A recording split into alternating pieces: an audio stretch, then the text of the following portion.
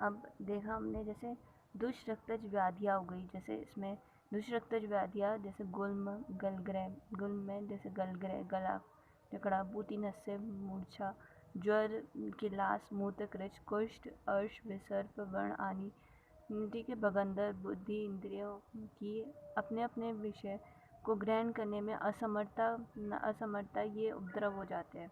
तो बुद्धि इंद्रियों प्रादम ये सब हो जाते हैं।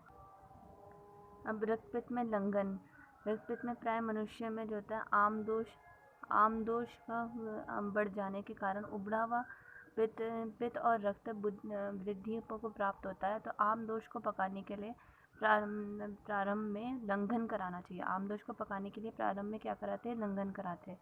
रक्तपित्त में लंघन और तर्पण का आधार, रक्तपित्त के रोगियों में पहले मार्ग दोषों का संबंध रक्तपित्त के कारणों का विचार कर प्रारंभ में जो है लंघन और तर्पण कराते हैं। ठीक है, प्रारंभ में लंघन। अगर ऊर्ध्व में लंघन कराना चाहिए जिससे साम और पित्त कफ का पाचन हो जाए, और वात का अनुबंध हो तो अधोग से रक्त निकालना चाहिए। ठीक है, अधोग से रक्त तो पक्व पित्त रहता है, तो इसी कारण रूक्ष और ऊषण होता है। तो लंघन ना कराकर तर्पण का प्रयोग करना चाहिए। किसमें? अधोग में तर्पण। ऊर्ध्व में लंघन और अधोग में तर्पण। उसके बाद हिबेर आदि पानीय के बारे में बताया। हिबेर आदि रक्तपित्त में पिपासा में हिबेर आदि पानीय, प्यास लगने पर सुगंध बाला, लाल चंदन, खश, नागरमोथा और पित्त पापड़ा षडंग पानीय के साथ विधाया।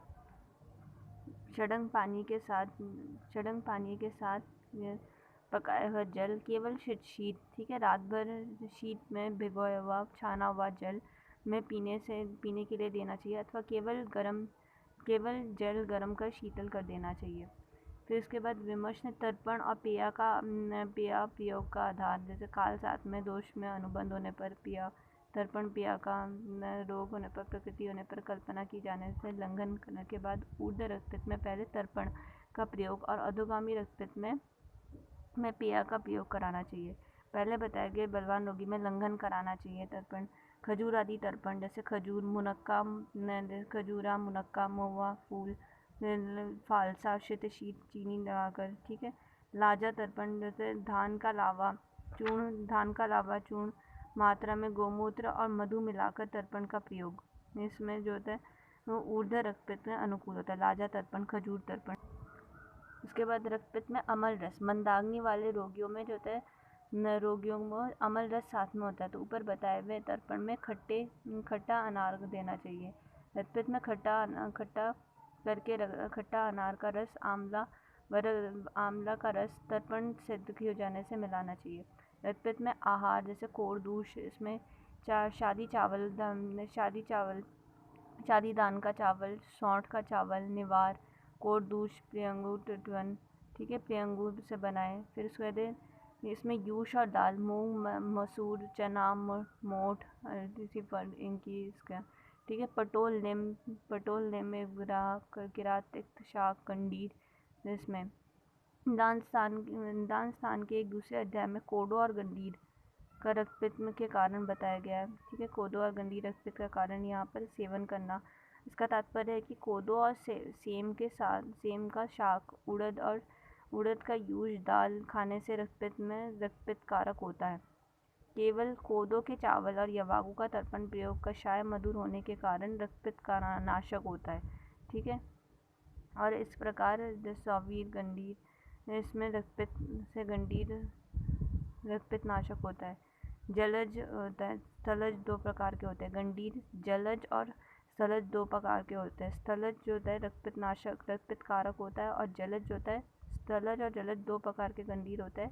जो गंडीर होता है स्थलज और जलज, जो स्थलज होता है वो रक्तपित्त कारक होता है, स्थलज वाला, और जलज वाला जो होता है रक्तपित्त नाशक होता है।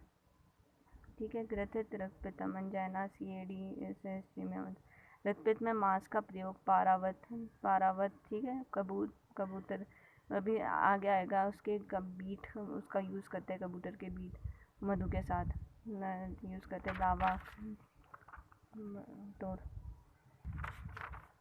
इसके बाद दोष अनुसार पथ्य पथ्य रक्तपित्त में कफ का अनुबंध होने पर यूष और शाक का प्रयोग और वात का अनुबंध रहने पर मांस रस का प्रयोग।